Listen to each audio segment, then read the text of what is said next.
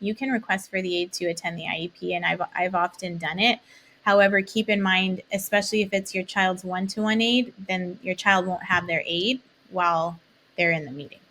And that's often the reason they'll say no is, well, we're legally obligated to provide that service to your child. And if we pull them into the meeting, we're not providing that service. So you can give them consent, assuming that's safe for your child. But, and if it's after hours, then again, it's outside of their daily duties and they aren't going to get paid for that. So that's the other reason it can be difficult. So whenever we've requested it, it's really that we don't get much pushback, aside from they may say what I just said. And in those cases, you can say, okay, you can bring my child in too. The child can come into the meeting.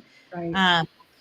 There's ways that you can get around it, but and even other times it's been great because districts have been able to put somebody else on the student. So it just depends on resources and what they have available. But if that's the reason, because that's really the only reason they can legally give is we are legally obligated to provide this service. And if we pull the aid, your child won't be getting that.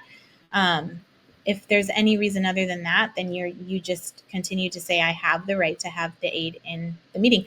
And the other thing to be mindful of is most districts write their one-to-one aid in the service section. And technically it's not a service, but because they aren't responsible for any IEP goals, but you can say that, well, you have them listed as a direct service provider, so they should be in the meeting.